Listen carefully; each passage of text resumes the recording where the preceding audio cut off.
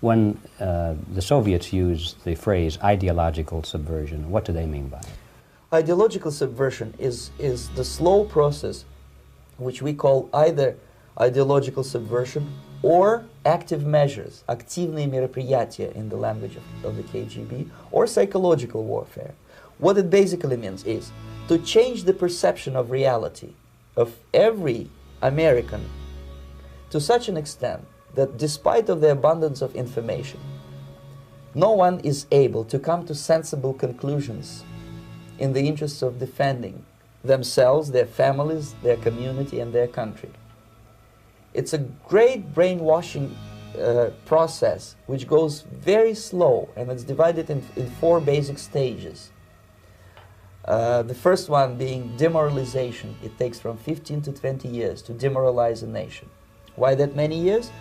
Because this is the minimum number of years which requires to educate one generation of students in the country of your enemy, exposed to the ideology of the enemy. In other words, Marxism-Leninism ideology is being pumped into the soft heads of at least 3 generations of American students without being challenged or counterbalanced by the basic values of Americanism, American patriotism.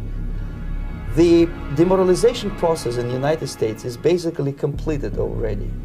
For the last 25 years, actually it's overfulfilled, because demoralization now reaches such areas where previously not even Comrade Andropov and all his experts would even dream of such a tremendous success. Most of it is done by Americans to Americans, thanks to lack of moral standards. As I mentioned before, exposure to true information does not matter anymore.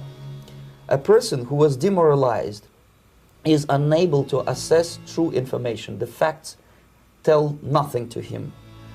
Even if I shower him with information, with authentic proof, with documents, with pictures, even if I take him by force to the Soviet Union and show him concentration camp, he will refuse to believe it until he is going to receive a kick in his fat bottom. When a military boot crashes his balls, then he will understand, but not before that. That's the tragic of the situation of demoralization. The next stage is destabilization. This time, subverter does not care about your ideas and the patterns of your consumption. Whether you eat junk food and get fat and flabby, doesn't matter anymore.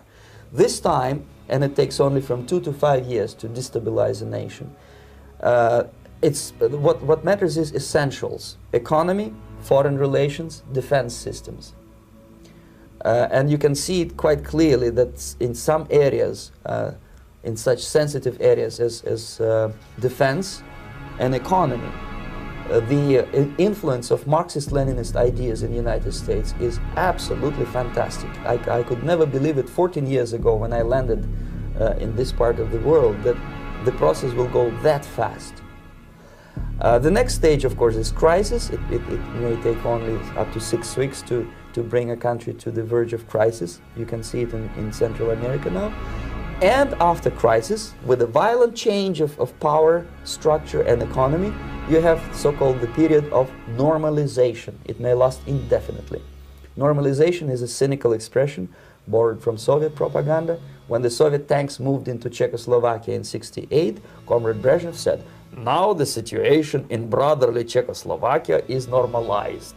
This is what will happen in the United States if you allow all these schmucks to bring the country to crisis, to promise people all kind of goodies and the paradise on earth, to destabilize your economy, to eliminate the principle of free market competition, and to put a big brother government in Washington, D.C., with benevolent dictators like Walter Mondale, who will promise lots of things, never mind whether the promises are fulfillable or not. Your leftists in the United States, all these professors and all these beautiful civil rights defenders, they are instrumental in the process of the subversion only to destabilize the nation. When their job is completed, they are not needed anymore. They know too much.